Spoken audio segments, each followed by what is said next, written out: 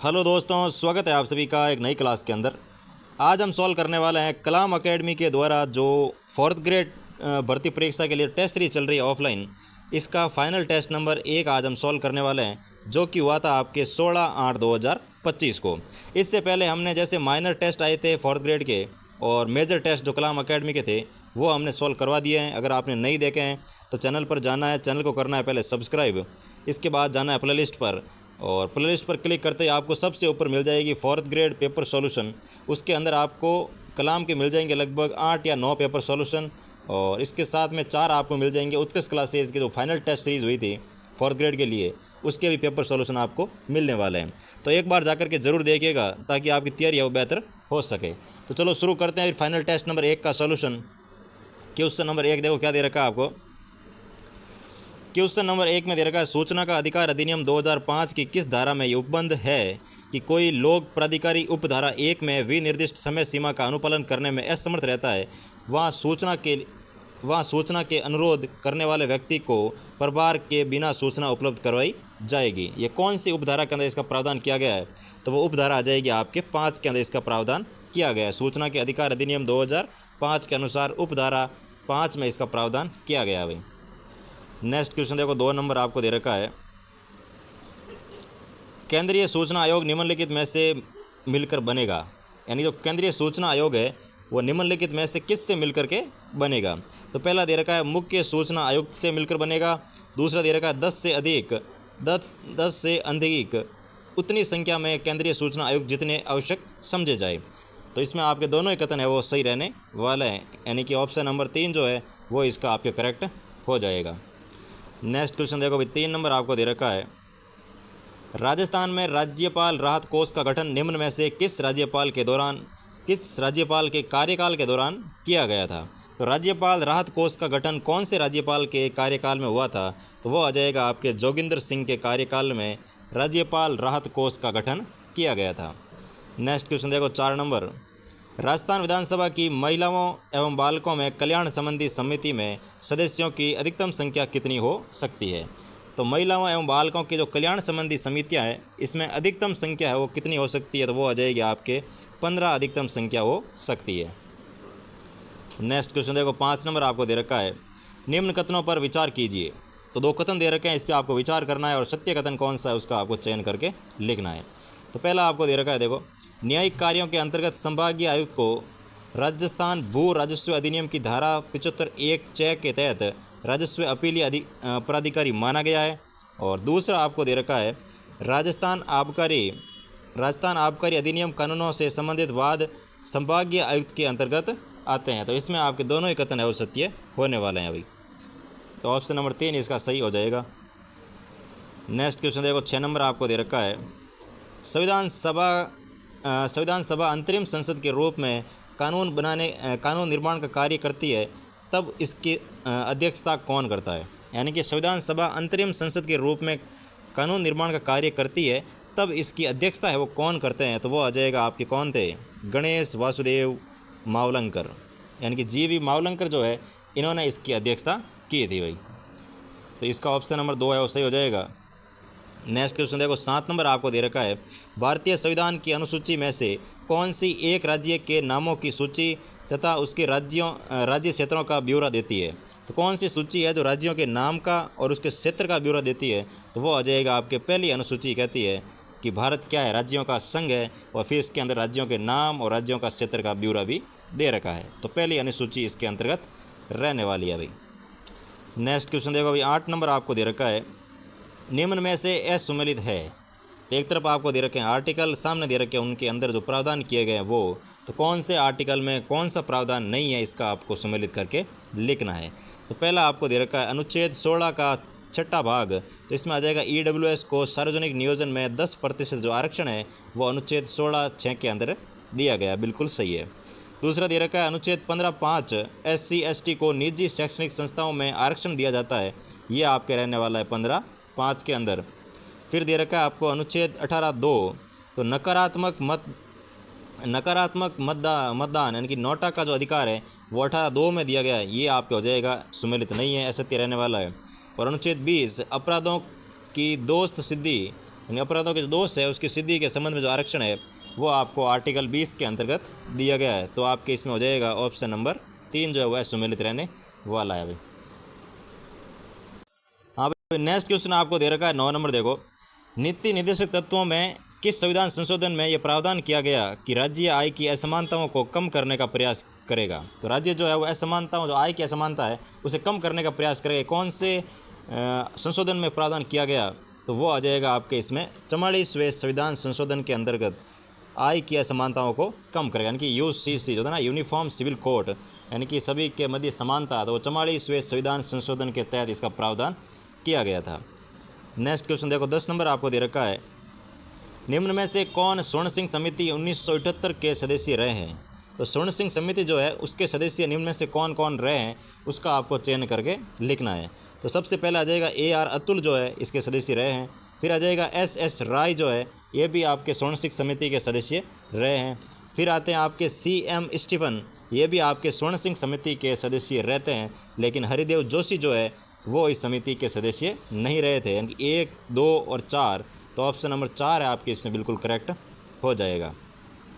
Next question देखो, 11 number आपको दे रखा है, निम्नलिखित में से कौन सा उष्मा शोषी अभिक्रिया का उदाहरण है। तो एक होती है अभिक्रिया जिसे कहते हैं उष्मा शोषी और एक होती है आपके उष्मा सेपी। तो इसमें क्या डिफरेंस रहता है वो देखो आप। उष्मा शोषी का मतलब होता है उष्मा को वो क्या करेगा, ग्रहण करेगा, ठीक है, यानी कि अभिक्रिया वो तभी संपन्न होगी जब उसको आप उष्मा दोगे या फिर उसको आप कुछ ताप दोगे, ठीक है। उष्मा सेपी का मतलब होता है उष्मा का वो क्या करते हैं, उत्सर्जन करते हैं, यानी कि उनमें अभिक्रिया बिना उष्मा दिए हो जाती है, लेकिन अभिक्रिया होने के बाद उस अभिक्रिया के कारण है उष्मा का उत्सर्जन होता है, तो उससे कहते हैं उष्मा सेपी। और एक होता है उष्मा शोषी। तो इसमें आपके पूछा है कि उष्मा शोषी अभिक्रिया का उदाहरण कौन सा है, तो वो आ जाएगा आपके सिल्वर क्लोराइड का जो विघटन होता है ये आपके उष्मा शोषी अभिक्रिया का उदाहरण रहता है। जबकि प्राकृतिक गैस का दहन होता है तो उष्मा निकलती है, यानी कि उष्मा सेपी अभिक्रिया है। शोषण करते हैं तो भी आपकी इसमें क्या होती है, उष्मा सेपी अभिक्रिया होती है। साग सब्जियों का जो विघटन होता है या खाद बनाना होता है इसमें भी आपके गैस निकलती है, इसका मतलब ये भी उष्मा सेपी रहने वाली है। जबकि सिल्वर क्लोराइड का विघटन करने पर उष्मा आपको ऑलरेडी देनी पड़ेगी तभी उनका विघटन होगा, इसलिए ये अभिक्रिया कौन सी हो जाएगी, उष्मा शोषी अभिक्रिया रहने वाली है भाई। नेक्स्ट क्वेश्चन देखो, 12 नंबर दे रखा है, निम्न में से किस मिश्र धातु का उपयोग धातुओं के तारों को जोड़ने में किया जाता है। यानी कि मिश्र धातु का उपयोग होता है जो कि धातुओं के जो तार होते हैं उनको आपस में जोड़ने के लिए किया जाता है। तो वो कौन सी मिश्र धातु रहती है, तो वो आ जाएगा आपके सोल्डर, यानी कि जिसको हम रागा भी कहते हैं। इसका उपयोग दो जो धातुओं के तार होते हैं उनको आपस में जोड़ने के लिए किया जाता है, तो वो आ जाएगा आपके कौन सा, सोल्डर, यानी कि रागा रहने वाला है। नेक्स्ट क्वेश्चन दे रखा है 13 नंबर आपको कि निम्न कथनों पर विचार करें व सत्य कथन का चयन कीजिए। तो कथन नंबर 1 आपको दे रखा है, प्रकाश के परावर्तन में आपतन कोण व परावर्तन कोण का मान सदैव बराबर नहीं होता है। तो ये इसमें आपके असत्य हो जाएगा, क्योंकि प्रकाश के परावर्तन में आपतन कोण और परावर्तन कोण का जो मान है वो सदैव क्या होता है, बराबर होता है। फिर दे रखा है आपको कथन नंबर 2 में कि आपतित किरण, परावर्तित किरण, अभिलंब तीनों एक ही तल में स्थित होते हैं। बिल्कुल सही है। तो कथन ए असत्य हो जाएगा, कथन बी है वो सत्य रहने वाला है। यानी कथन 1 असत्य, कथन 2 सत्य, यानी कि ऑप्शन नंबर 2 जो है वो आपके इसमें बिल्कुल करेक्ट हो जाएगा। नेक्स्ट क्वेश्चन देखो भाई, 14 नंबर आपको दे रखा है, हेरिडिटी शब्द का प्रतिपादन किसके द्वारा किया गया था।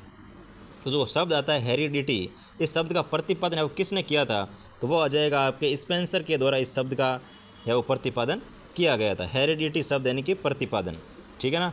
तो हेरिडिटी शब्द का प्रतिपादन किसने किया, तो कौन आ जाएगा भाई, स्पेंसर के द्वारा इसका प्रतिपादन किया गया था। नेक्स्ट क्वेश्चन देखो, 15 नंबर दे रखा है आपको, प्रतिवर्ती क्रियाओं को नियंत्रित करने का कार्य करता है। तो प्रतिवर्ती जो क्रिया होती है उनको नियंत्रित करने का कार्य कौन करता है, तो वो आ जाएगा आपके मेरुरज्जु के द्वारा इनको नियंत्रित किया जाता है भाई। तो प्रतिवर्ती क्रियाओं का नियंत्रण करने का जो कार्य है वो आपके मेरुरज्जु के द्वारा किया जाता है। नेक्स्ट क्वेश्चन देखो, 16 नंबर आपको दे रखा है, निम्न में से कौन सा समूह विषाणु जनित रोगों का नहीं है। तो कौन सा समूह है जो कि विषाणु जनित रोगों का नहीं रहता है उसका आपको चयन करके लिखना है। तो पोलियो है, इन्फ्लुएंजा है, ये तो आपके विषाणु जनित रहते हैं। चेचक है, चिकन पॉक्स है, ये भी आपके विषाणु जनित रहते हैं। और डेंगू है, एड्स है, ये भी आप क्या रहते हैं, विषाणु जनित रहते हैं। लेकिन इसमें आपके चिकनगुनिया और हैंसल रोग जो है ये आपके इसमें विषाणु जनित रोगों की श्रेणी में नहीं आते हैं।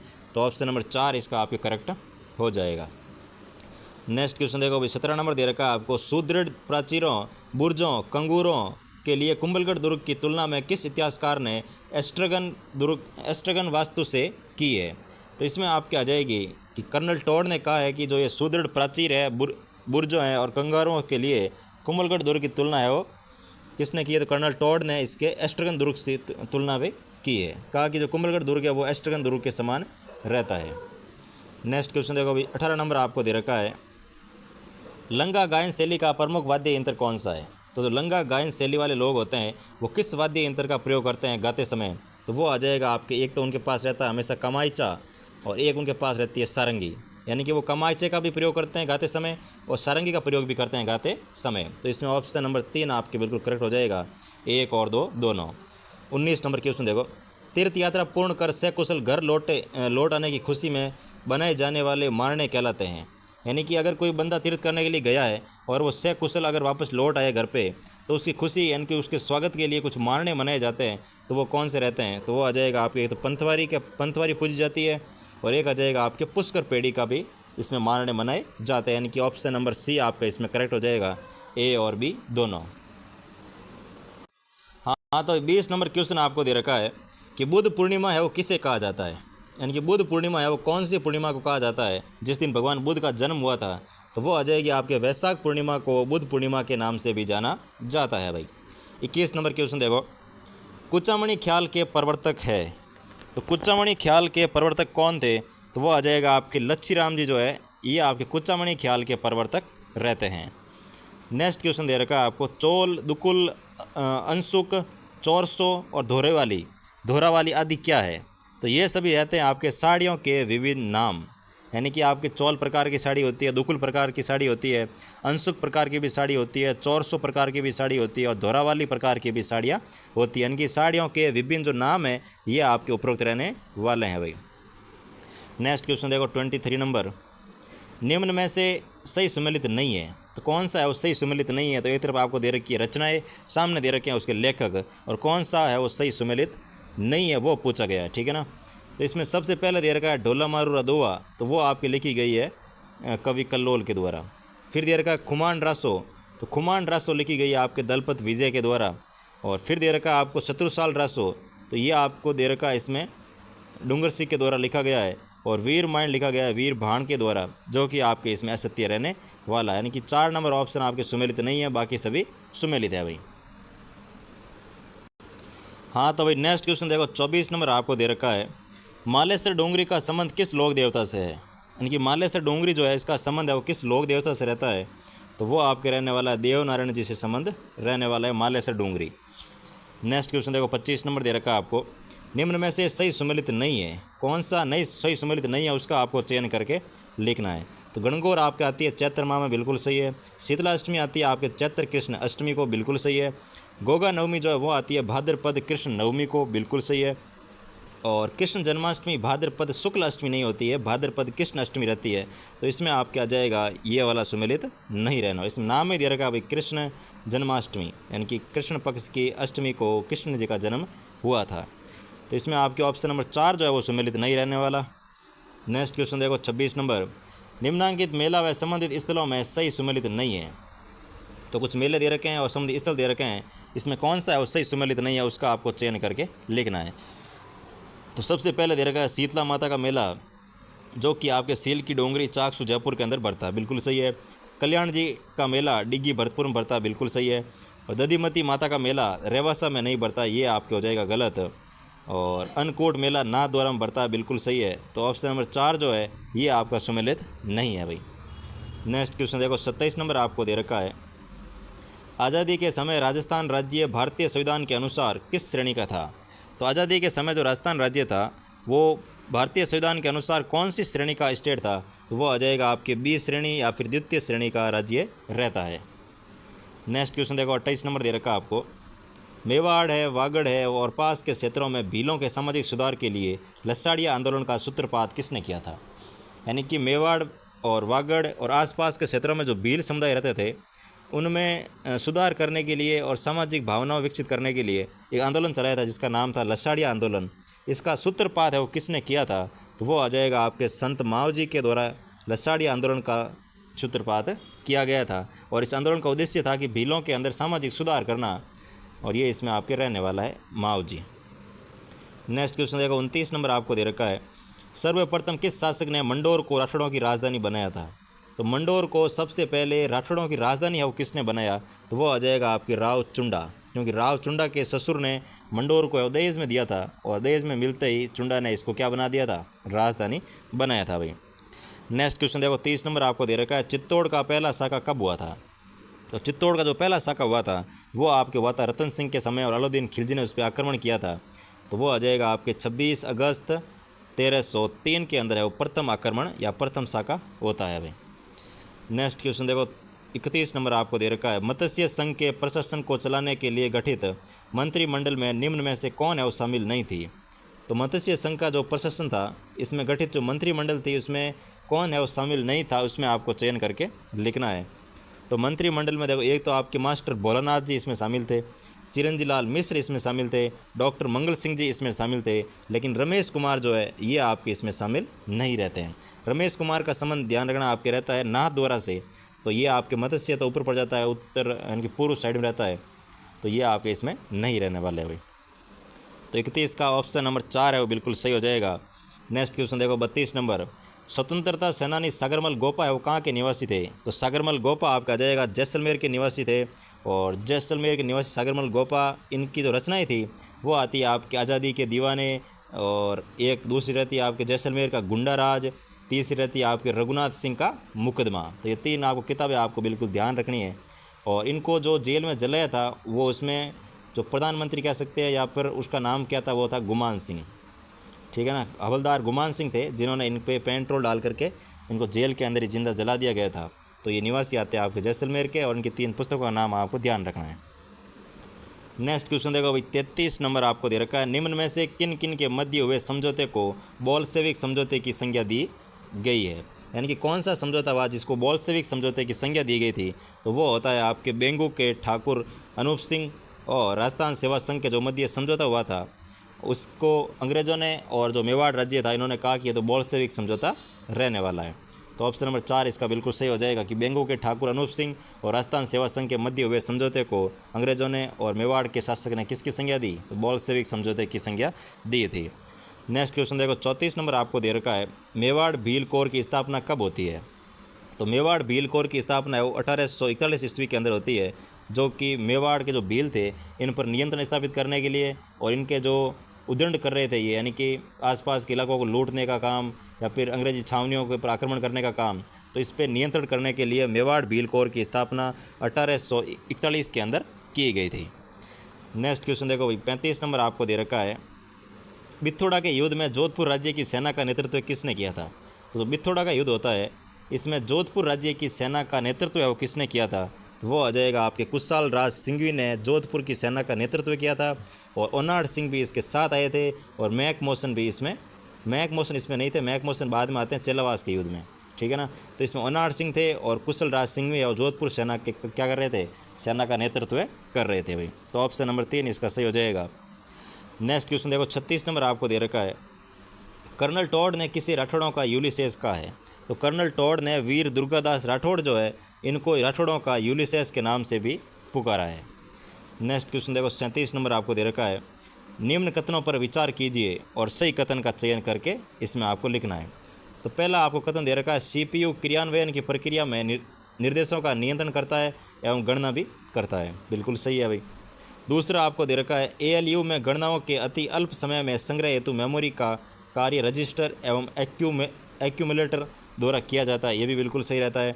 आईआरएन की इंट्रोडक्शन रजिस्टर मेमोरी में सीपीयू द्वारा प्रोसेस किए जाने वाले अगले निर्देश के एड्रेस को रखा जाता है, तो ये इसमें आपके गलत हो जाएगा, लेकिन ऑप्शन ए और बी बिल्कुल सही है, तो कथन नंबर 1 आपके इसमें सही हो जाएगा।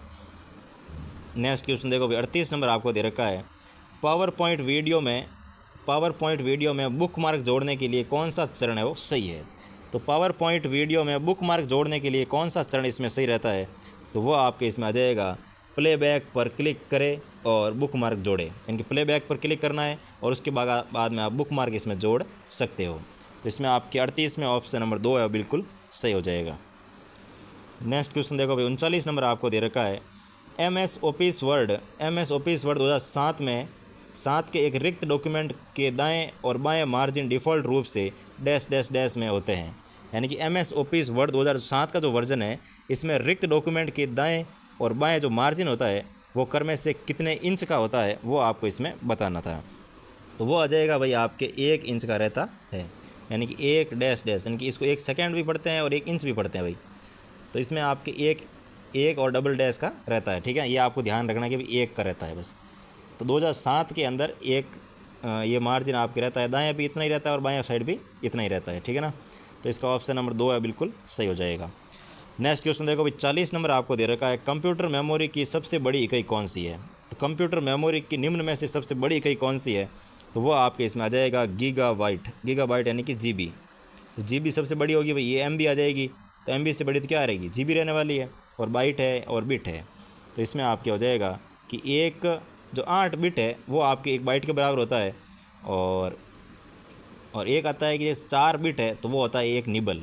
तो ये 2 नाम ध्यान रखना, 4 बिट है तो 1 निबल हो जाएगा, और 8 बिट है तो 1 बाइट हो जाएगा, और 1024 बाइट है तो वो आपकी किलोबाइट हो जाएगा। तो फिर आ जाएगा मेगाबाइट, फिर आएगा गीगाबाइट, इस प्रकार आपके चलता है। लेकिन इसमें सबसे बड़ी इकाई जो है वो गीगाबाइट रहने वाली है। नेक्स्ट क्वेश्चन देखो, 41 नंबर आपको दे रखा है, एंड्रॉयड मोबाइल ऑपरेटिंग सिस्टम का पहला वर्जन कब लॉन्च किया गया।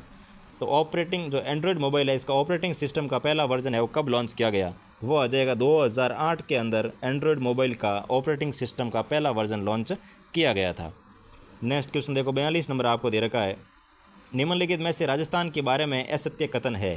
तो राजस्थान के बारे में असत्य कथन कौन सा है, वो आ जाएगा भाई, सबसे पहला कथन क्या दे रखा है देखो, सर्वाधिक लंबी अंतर्राज्यीय सीमा चित्तौड़गढ़ जिले की है जो कि मध्य प्रदेश से लगाता है। तो ये पहला ही कथन आपकी गलत हो जाएगा। दूसरा दे रखा है, इसका उत्तर से दक्षिणी विस्तार 826 किलोमीटर है, बिल्कुल सही है। उत्तर से दक्षिण की ओर विस्तार जो है वो 826 किलोमीटर रहता है। राज्य की अंतर्राष्ट्रीय और अंतर्राज्यीय सीमाओं की लंबाई क्रम से 1010 किलोमीटर, बिल्कुल, जो कि पाकिस्तान के साथ लगती है, जिसको हम रेड क्लिफ रेखा भी कहते हैं। तो इसकी लंबाई कितनी हो जाएगी, 1070 किलोमीटर। और अंतर्राज्यीय सीमा जो है वो आ जाएगी आपके 4850 किलोमीटर रहने वाली है, बिल्कुल सही है। और तीसरा आपको दे रखा है देखो कि इसका कुल अक्षांशीय विस्तार जो है वो 7 डिग्री और 9 मिनट उत्तरी अक्षांश रहने वाला है। तो ये भी इसमें बिल्कुल सही है, जो अक्षांशीय विस्तार आएगा वो आपके 7 डिग्री और 9 मिनट का उत्तरी अक्षांश रहने वाला है भाई। तो इसमें आपके ऑप्शन नंबर 1 है वो असत्य रह जाएगा भाई। नेक्स्ट क्वेश्चन देखो, 43 नंबर, निम्न में से पश्चिमी मरुस्थल में पाई जाने वाली स्थलाकृतियों के संबंध में असत्य या असंगत युग्म कौन सा है।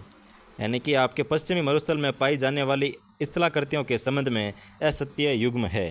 तो इसमें आपके असत्य युग्म जो रहेगा वो आ जाएगा, इसमें दे रखा है आपके इर्ग, जो कि कठोर चट्टानी मरुस्थल नहीं होता आपके। इसमें आपके इर्ग जो है वो रहता है पूर्णतः मरुस्थलीय क्षेत्र, ठीक है ना। एक आती है पेडिमेंट। तो पेडिमेंट का मतलब होता है पर्वतीय भाग में सामान्यतः वर्षा जल कटाव से निर्मित जो मंद ढाल होती है, इसे आपके पेडिमेंट के नाम से जानते हैं। फिर आता है आपके इंसेलबर्ग, तो वो आ जाएगी अवशिष्ट जो पहाड़ी क्षेत्र है, इससे इंसेलबर्ग के नाम से भी जानते हैं। फिर आता है आपके रेग या सोरीर, तो इसे कहते हैं मिश्रित मरुस्थल। यानी कि भी मरुस्थल है वो आपके 3 प्रकार के होते हैं। एक तो हो गया आपके जैसे ये रहता है आपके पूरा का पूरा मान लो पर्वतीय या फिर पठारी जो मरुस्थल है, जिसे हम कहते हैं हमादा के नाम से, यानी इसे कहते हैं हमादा के नाम से जानते हैं, ठीक है। फिर इसके जो आसपास रहता है, जिसमें मतलब ये मान लो कि आप आधा रेत वाला भी रहता है, आधा पठारी भी रहता है, यानी कि मिश्रित जो रहता है, इसके आप कहते हैं क्या, रैग के नाम से जानते हैं। यानी कि यहाँ पर देता हूँ रे, मतलब ये तो हो गया जो मिश्रित रहता है, जिसमें आधा पठारी भी रहता है, आधा आपके रेगिस्तानी भी रहता है, यानी कि धूल भी रहती है और पत्थर भी रहते हैं, तो इसे कहते हैं आपके रैग, ठीक है, रैग या फिर सोरीर। और इसके बाद जो रहता है, यानी कि इसमें आपके पूर्णतः मरुस्थल रहता है, यानी कि धूल ही धूल रहती है, तो इसको आपके कहते हैं इर्ग। ये क्या हो जाएगा भाई, इर्ग। तो इर्ग का मतलब है कि कठोर चट्टानी मरुस्थल नहीं होता है, इर्ग का मतलब होता है कि पूर्णतः जो मरुस्थलीय क्षेत्र होता है, इसे आप इर्ग के नाम से जानते हैं। तो इसमें आपके असंगत युग्म आ जाएगा ऑप्शन नंबर 3। नेक्स्ट क्वेश्चन देखो, 44 नंबर आपको दे रखा है, सूची 1 को सूची 2 के साथ सम्मिलित कीजिए। सूची 1 में दे रखे हैं पर्वतीय श्रेणियाँ, और सूची 2 में दे रखी है उसकी स्थिति कि कौन सी श्रेणी जो है या कौन सी पर्वत चोटी कौन से स्थान पर स्थित है, आपको मिलान इसमें करना है। तो सबसे पहले दे रखा है सायरा, तो सायरा आपके हो जाएगी इसमें उदयपुर के अंदर रहने वाली है, यानी कि पहले में आ जाएगा 3। फिर दे रखा है ऋषिकेश, तो ऋषिकेश का जो संबंध रहता है आपके इसमें आ जाएगा आपके ऋषिकेश आ जाएगा सिरोही से, यानी कि ऑप्शन नंबर 4। फिर दे रखी है बिलाली, तो बिलाली का संबंध आपके रहने वाला है अभी अलवर से, यानी कि बिलाली रहती है अलवर से, और बम्बई आ जाए तो वो रहती है आपके अजमेर से, जो जयपुर से। ठीक है, दो नाम ध्यान रखना, एक होती है बिलाली तो वो आएगी अलवर, और बबई चोटी तो वो रहेगी आपके जयपुर से। और खो कहाँ पे है, तो खो आ जाएगी आपके जयपुर के अंदर। यानी कि 1 और 2, तो 3 4 1 2, यानी कि 3 4 1 2, ऑप्शन नंबर 4 जो है वो इसमें बिल्कुल आपके करेक्ट हो जाएगा। नेक्स्ट क्वेश्चन देखो भाई, 45 नंबर आपको दे रखा है, निम्न में से राजस्थान में कृषि विभाग द्वारा मृदा के वर्गीकरण अनुसार रेवेरिना जो मृदा है वो कौन से जिले में पाई जाती है। यानी कि मृदा के कृषि विभाग के अनुसार जो मृदा का वर्गीकरण किया गया है उसमें जो रेवेरिना प्रकार है ये मृदा कौन से जिलों में पाई जाती है, तो वो आ जाएगी आपके श्री गंगानगर हनुमानगढ़ एरिया के अंदर रेवेरिना मृदा पाई जाती है भाई। नेक्स्ट क्वेश्चन देखो, 46 नंबर आपको दे रखा है, निम्नलिखित में से कच्छारी मृदा की विशेषता सही नहीं है और वह है। यानी कि कौन सी मृदा, इनसे विशेषता दे रखी है कच्छारी मृदा के बारे में, इसमें कौन सी है जो इसकी विशेषता नहीं रहती है, उसका आपको सुमेलित या उसका आपको चयन करके लिखना है। तो पहला दे रखा है, इस मिट्टी का रंग हल्का लाल भूरा होता है, बिल्कुल सही है। कच्छारी मिट्टी का जो रंग होता है वो हल्का लाल और भूरा होता है, बिल्कुल सही है। इसमें चूना, पोटास और लो अंश में कमी होती है, तो ये इसमें आपकी गलत हो जाएगा। और फिर दे रखा है, ये मिट्टी गंगानगर, हनुमानगढ़, अलवर, करौली, सभी माधोपुर जिलों में पाई जाती है, बिल्कुल सही है। और 4 नंबर दे रखा है, इसे रेतीली, दोमट या फिर कांप मृदा भी कहते हैं, तो ये भी इसमें बिल्कुल सही हो जाएगा। तो विशेषता कौन सी नहीं है, तो आपके 2 नंबर जो ऑप्शन है ये इसकी विशेषता नहीं रहने वाली है, बाकी तीनों विशेषताएं रहती है भाई। नेक्स्ट क्वेश्चन देखो, 47 नंबर आपको दे रखा है, राजस्थान में ओरण क्या है। यानी कि राजस्थान में एक शब्द चलता है कि ओरण, यानी कि ओरण भूमि, तो ये ओरण रहती क्या है, तो इसमें आ जाएगा आपके पूर्वी राजस्थान में जो चारागाह भूमि होती है इसे ओरण के नाम से जाना जाता है भाई। नेक्स्ट क्वेश्चन देखो, 48 नंबर दे रखा है, निम्न में से कौन सा यानी कि वन्य जीव अभ्यारण्य और जिला असंगत युग्म है। तो एक तरफ दे रखे हैं वन्य जीव अभ्यारण्य, सामने दे रखे हैं संबंधित जिला, तो कौन सा इसमें आपके असंगत रहता है उसका आपको चयन करके लिखना है भाई। तो सबसे पहले दे रखा है राम सागर या फिर केसर बाग, जो कि आपके रहते हैं धौलपुर के अंदर, बिल्कुल सही है। फिर दे रखा है शेरगढ़, तो शेरगढ़ आ जाएगा 12 के अंदर, ये भी बिल्कुल सही है। फिर दे रखा है दर्रा, जो कि चित्तौड़गढ़ और करौली, तो ये आपके इसमें क्या हो जाएगा, गलत रहने वाला है भाई। फिर दे रखा है आपके फुलवारी की नाल, तो ये आपके आ जाएगी उदयपुर के अंदर, तो आपके ऑप्शन नंबर 3 जो है ये इसमें आ जाएगा असंगत, बाकी सभी संगत है भाई। नेक्स्ट क्वेश्चन देखो भाई, 49 नंबर आपको दे रखा है, भारत वन स्थिति रिपोर्ट 2023 के अनुसार राजस्थान में अधिकतम वनावरण प्रतिशत वाला जिला कौन सा है। यानी कि 2023 की रिपोर्ट के अनुसार सबसे अधिक प्रतिशत में वनावरण कौन से जिले में पाया जाता है, तो वो आपका आ जाएगा इसमें कौन सा, उदयपुर जिला रहने वाला है। उदयपुर जिले के अंदर सर्वाधिक प्रतिशत वनावरण पाया जाता है भाई। नेक्स्ट क्वेश्चन देखो, 50 नंबर आपको दे रखा है, निम्नलिखित में से कौन सा राजस्थान की जलवायु को प्रभावित करने वाला कारक नहीं है। यानी कि कौन सा कारक है जो कि राजस्थान की जलवायु को प्रभावित नहीं करता है, तो इसमें देखो सबसे पहले दे रखा है अरावली पर्वत की दिशा, तो अरावली पर्वत की दिशा राजस्थान की जलवायु को बिल्कुल प्रभावित करती है। फिर दे रखा है वनस्पतिक आवरण, तो वनस्पतिक आवरण भी इसको प्रभावित करता है। फिर दे रखा है समुद्र से दूरी, तो समुद्र से दूरी भी इसको प्रभावित करती है। फिर दे रखा है देशांतरीय स्थिति, तो देशांतरीय स्थिति राजस्थान की जलवायु को ज़्यादा प्रभावित नहीं करती है, तो इसमें आपके कारक नहीं रहता है, तो वो आ जाएगा ऑप्शन नंबर 4। नेक्स्ट क्वेश्चन देखो, 51 नंबर आपको दे रखा है, राजस्थान में जुलाई माह में 997 मिलीबार समदाब रेखाएं कौन से जिलों से गुजरती है। यानी कि 997 जो मिलीबार की जो समदाब रेखा है वो आपके कौन से ज़िलों से गुजरती है, तो वो आपके इसमें आ जाएगा जैसलमेर, बीकानेर और गंगानगर एरिया से 997 मिलीबार समदाब रेखाएं गुजरती है। तो एक तो आपको 997 ध्यान रखनी है, एक 998 ध्यान रखनी है, और एक इसमें आती है 1013 और एक आती है 1012। तो ये 4 जो समदाब रेखा हैं ये आपको चारों के चारों ध्यान रखनी है, इसमें आपको एग्ज़ाम में देखने को मिल सकते हैं भाई, क्योंकि ये 2-3 एग्ज़ाम के पूछी गई है, तो आपको आगे भी 4th ग्रेड में भी देखने को मिल सकती है, इसलिए आपको ये याद कर लेनी है। तो जैसलमेर, बीकानेर और गंगानगर। नेक्स्ट क्वेश्चन देखो, 52 नंबर आपको दे रखा है, निम्नलिखित में से राजस्थान में उप आर्द्र जलवायु प्रदेश के अंतर्गत कौन से जिले सम्मिलित है। तो उप आर्द्र जलवायु प्रदेश के अंतर्गत कौन से जिले वो सम्मिलित रहते हैं, तो वो आ जाएगा आपके इसमें जयपुर, सीकर का पूर्वी भाग, दौसा और अजमेर। यानी कि जयपुर है, सीकर का पूर्वी भाग है, दौसा है और अजमेर जो है ये आपके राजस्थान में उप आर्द्र जलवायु प्रदेश के अंतर्गत आते हैं। यानी कि जो पूर्वी मैदानी भाग आते हैं वो आपके रहते हैं जयपुर, सीकर का पूर्वी भाग, दौसा और अजमेर। नेक्स्ट क्वेश्चन देखो, 53 नंबर आपको दे रखा है, कोपेन के AW जलवायु प्रदेश का राजस्थान के किन क्षेत्रों में पाया जाता है। यानी कोपेन का जो AW जलवायु प्रदेश है ये राजस्थान के कौन से जिलों में पाया जाता है, तो ये आ जाएगा आपके दक्षिण जिले, यानी कि बांसवाड़ा और प्रतापगढ़ साइड का जो एरिया है वो आपके AW के अंतर्गत आते हैं भाई। नेक्स्ट क्वेश्चन देखो भाई 54 नंबर आपको दे रखा है, सूची 1 को सूची 2 के साथ सुमेलित कीजिए। तो सूची 1 में दे रखी है कुछ सागर वगैरह है और सूची 2 में दे रखा है संबंधित स्थल और आपको सुमेलित करके लिखना है। तो सबसे पहले आता है गैप सागर। तो गैप सागर आप सभी को पता ही होगा कहाँ पे आ जाएगी, डूंगरपुर के अंदर रहने वाला है, यानी कि पहले में आ जाएगा 4। फिर आपको दे रखा है लेवा तालाब। तो लेवा तालाब आपके आ जाएगा किसमें, 12 के अंतर्गत रहने वाला है, यानी कि इसमें आ जाएगा 3। फिर आपके दे रखा है भाई भीम सागर। तो भीम सागर जो है ये आपके कहाँ पे रह जाएगा, तो भीम सागर आ जाएगा आपके झालावाड़ साइड में, यानी कि सी में आ जाएगा आपके 2।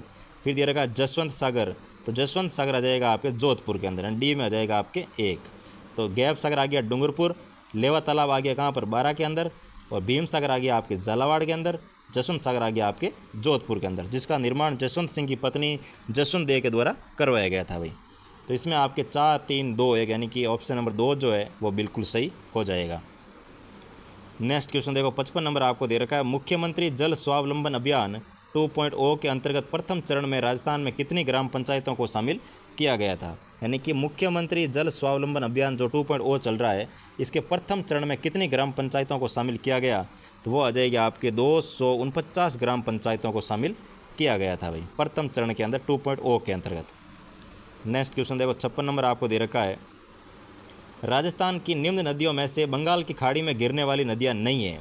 तो बंगाल की खाड़ी में गिरने वाली कौन सी नदियां है वो नहीं रहती है, तो इसमें आपके आ जाएगा एक तो मेडा नदी है वो बंगाल की खाड़ी में नहीं गिरती है, और दूसरी आ जाएगी आपकी पश्चिमी बनास जो है ये भी आपके बंगाल की खाड़ी में नहीं गिरती है, जबकि बेड़च और चंबल ये दोनों आपके बंगाल की खाड़ी में गिरने वाली नदियाँ हैं। यानी कि आपके ए और डी जो है ये इसका आंसर रहने वाला है। तो इसमें ऑप्शन नंबर 3 जो है वो आपके बिल्कुल सही हो जाएगा। नेक्स्ट क्वेश्चन देखो भाई 57 नंबर आपको दे रखा है, निम्नलिखित में से कौन सा सुमेलित नहीं है। एक तरफ दे रखी है नदी, सामने दे रखी है उसकी सहायक नदी, और इसमें पूछा है कि कौन सा आपके है वो सही सुमेलित नहीं है। तो लूणी नदी की जो सहायक नदी आती है वो आ जाएगी आपके जोजड़ी नदी। और आपको ये ध्यान रखना है कि लूणी नदी की जो जोजड़ी नदी है वो एकमात्र ऐसी नदी है जो इसके दाईं साइड से आकर के मिलती है, ऐसी लूणी चल रही है, इसके दाएं साइड से आकर मिलने वाली एकमात्र नदी कौन सी हो जाएगी, जोजड़ी नदी रहने वाली है। फिर आता है साबरमती नदी। तो साबरमती की सहायक आती है हथमती नदी, और माही नदी, तो माही नदी की सहायक नदी आती है हरण नदी, और चंबल नदी इसकी सहायक नदी चाप अब कभी भी नहीं होती है। तो ये आपका आ जाएगा सुमेलित नहीं है भाई। तो ऑप्शन नंबर 4 इसका हो जाएगा असुमेलित। नेक्स्ट क्वेश्चन देखो 58 नंबर आपको दे रखा है, राजस्थान की किस झील को रामसर आर्द्रभूमि की सूची में सम्मिलित किया गया है। तो राजस्थान की कौन सी झील है जो कि रामसर वेटलैंड के अंतर्गत शामिल है, तो वो आ जाएगी आपके मैनाल झील जो है ये आपके इसके अंतर्गत शामिल की गई है। नेक्स्ट क्वेश्चन देखो भाई 59 नंबर आपको दे रखा है, पन्ना लाल बारूपाल यानी कि अजमेर लिफ्ट नहर द्वारा लाभान्वित जिला युग्म कौन सा है। यानी कि जो पन्ना लाल बारूपाल या इसका जो पहले का नाम आता है कि गजनेर लिफ्ट नहर, इससे लाभान्वित होने वाले जिलों का युग्म कौन सा है, तो वो आ जाएगी आपके बीकानेर और नागौर जिले इससे लाभान्वित होते हैं भाई, पन्ना लाल बारूपाल और अजमेर लिफ्ट नहर। नेक्स्ट क्वेश्चन देखो 60 नंबर आपको दे रखा है, सरदार सरोवर परियोजना संयुक्त परियोजना है। तो सरदार सरोवर परियोजना जो है वो किस किस की है वो संयुक्त परियोजना रहती है।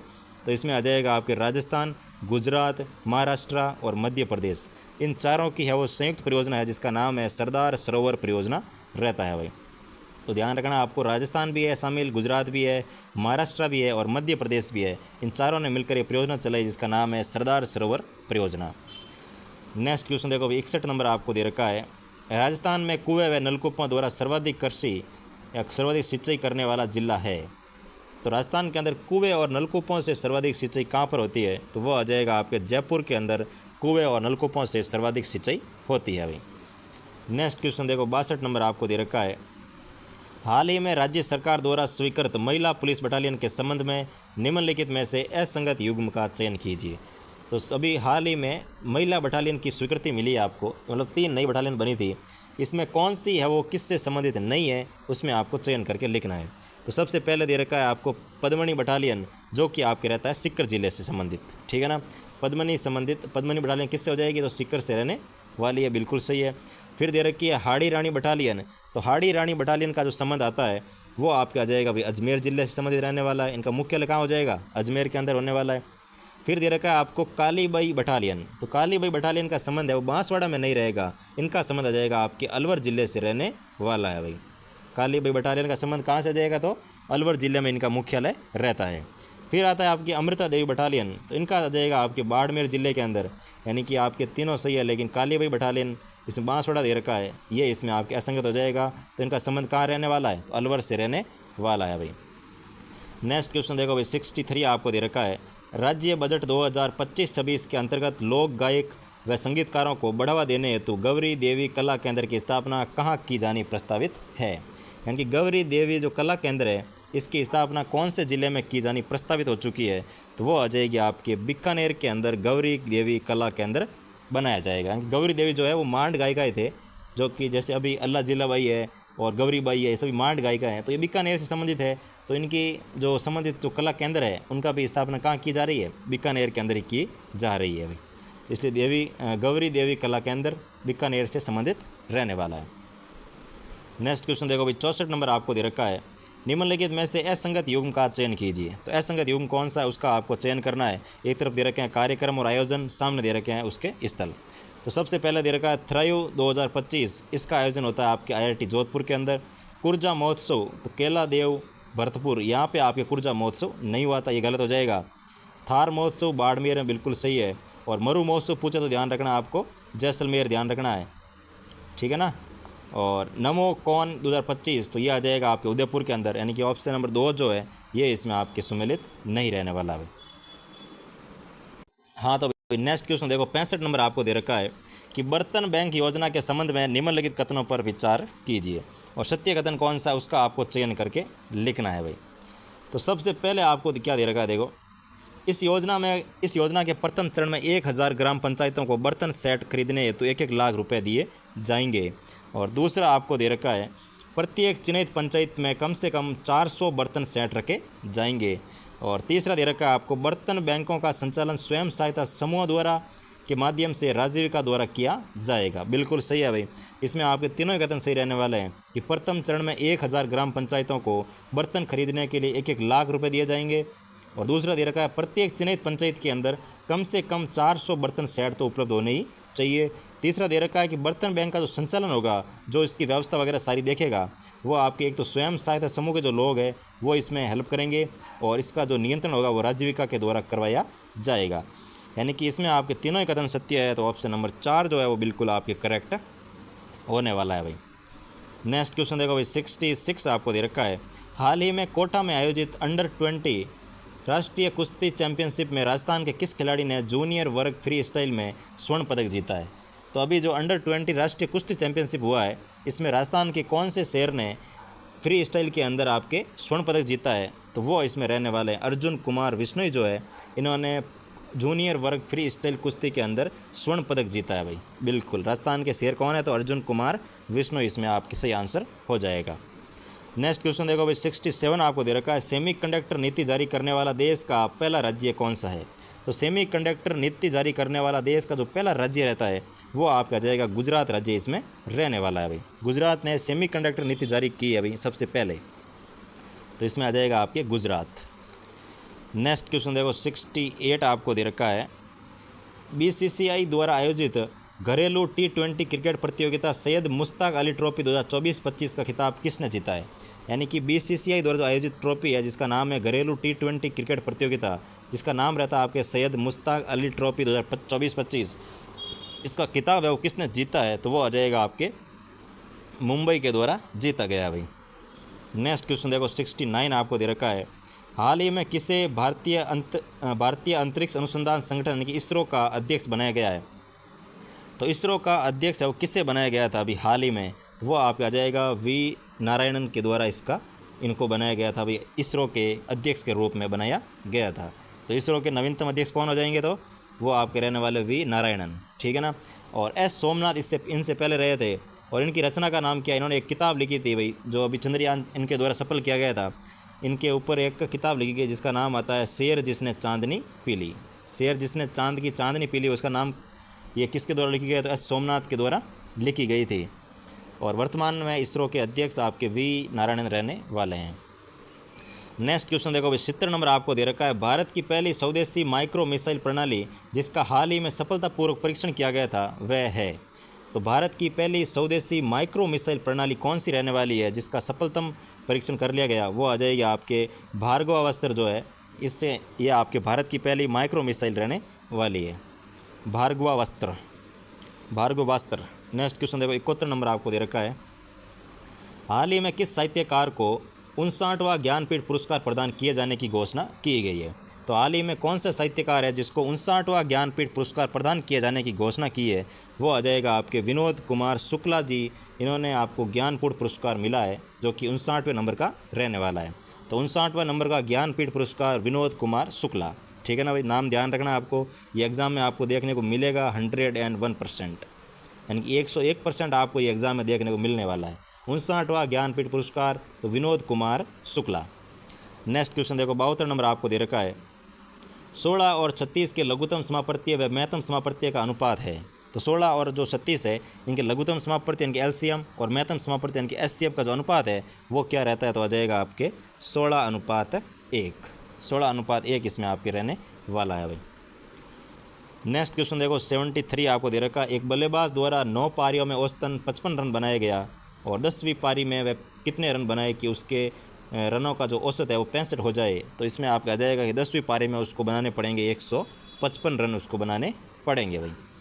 नेक्स्ट क्वेश्चन देखो 74 आपको दे रखा है। विजय ने 50 दर्जन अंडे 40 रुपये प्रति दर्जन के भाव से खरीदे, जिसमें 40 अंडे टूटे हुए निकले, तो बचे हुए अंडों को वह किस भाव यानी कि प्रति दर्जन बेचे कि 5% का उसको लाभ भी हो जाए? तो वो आपके रहने वाला है 45 रुपये प्रति दर्जन बेचे ताकि उसको 5% का लाभ भी हो जाएगा। नेक्स्ट क्वेश्चन देखो भाई 75 आपको दे रखा है। किसी संख्या के 71% और 62% में अंतर जो है वो 81 है, उस संख्या का 25% है वो क्या हो जाएगा? तो इस संख्या का अगर आप 71% और 62% अंतर आपको अगर 61 दे रखा है, सॉरी 81 दे रखा है, तो इस संख्या का 25% क्या होने वाला है? तो इसको आप सॉल्व करोगे तो आपको मिलेगा इसका 25% 225 रहने वाला है। नेक्स्ट क्वेश्चन देखो भाई 76 आपको दे रखा है। 8% प्रतिवर्ष साधारण ब्याज दर की गणना से 3 वर्ष के समयकाल में निम्न में से कितनी धनराशि 11,780 रुपये हो जाएगी? तो इसमें दे रखा है आपके 9,500 रुपये जो है, इसके 8% आप प्रतिवर्ष साधारण ब्याज की दर से गणना करते हो, तो इसमें 3 वर्ष के बाद वो धनराशि आपके जो है वो 11,780 इसमें हो जाएगी। नेक्स्ट क्वेश्चन देखो 77 रुपये 15,625 पर 16% प्रतिवर्ष की दर से तिमाही आधारित पर संयोजित होने वाला चक्रवृद्धि ब्याज 9 माह के लिए कितना होगा? यानी कि 3 माह बाद उस पर ब्याज है वो काउंट होता है, तो 9 महीने का आपको ब्याज इसमें पूछा गया है और दर दे रखी है 16% प्रति वर्ष वार्षिक दे रखी है और रुपये दे रखे आपको 15,625। तो इसमें आपको कुछ नहीं करना, सीधे फॉर्मूला लगाना है और यूज़ करना है। तो इसमें आपका जाएगा 1,915 जो है इसका ब्याज रहने वाला है भाई, ठीक है ना। नेक्स्ट क्वेश्चन देखो 78 नंबर आपको दे रखा है। एक कारखाने में स्त्री और पुरुष कर्मचारियों का अनुपात जो 3:5 है। यदि स्त्रियों की संख्या पुरुषों की संख्या से 40 कम है तो कारखाने में कुल कितने कर्मचारी रहते हैं? तो इसमें कुछ नहीं करना भाई, अनुपात में कितना कम है देख लो, 2 कम है और संख्या आपको 40 कम दे रखी है, तो 2/40 कर दो, 40/2 कर दो और इसमें आपको गुणा कर देना। कुल पूछा गया है तो कुल कितने कर्मचारी है? 5 और 3 8 है, तो कुल 8 से गुणा कर दो भाई, जो भी आएगा आपके इसमें आंसर आ जाएगा, यानी कि 4 हो जाएगा। 4 और 4 16 यानी कि 160 आपके इसमें कर्मचारी रहने वाले हैं।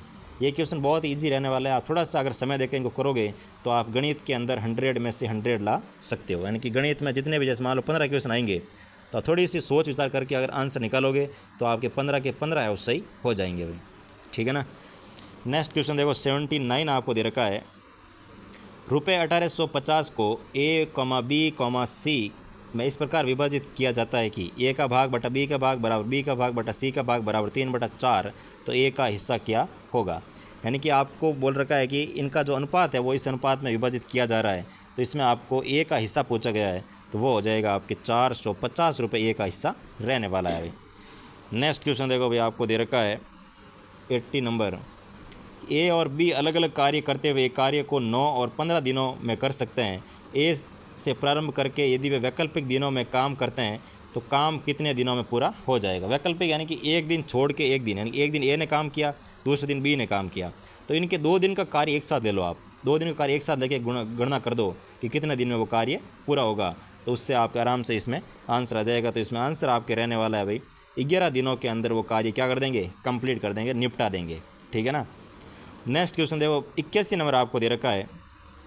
एक बस की गति 72 किलोमीटर प्रति घंटा है, बस द्वारा 5 सेकंड में तय की गई दूरी कितनी है। तो 72 किलोमीटर प्रति घंटा इसकी गति दे रखी है, तो पहले तो इसको आप किस में कन्वर्ट करोगे, सेकंड में कन्वर्ट करोगे, भाई मीटर प्रति सेकंड कर दो आप, और मीटर प्रति सेकंड होने के बाद आप आराम से 5 से गुणा कर देना, इसका आपकी क्या रहने वाली है, दूरी इसमें आ जाएगी। क्योंकि दूरी बराबर 4 बराबर दूरी बटा समय होता है, तो इसमें आपके दूरी बराबर क्या हो जाएगी, 4 गुणा समय हो जाएगा।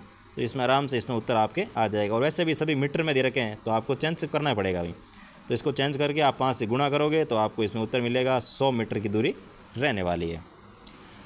नेक्स्ट क्वेश्चन देखो 82 नंबर आपको दे रखा है।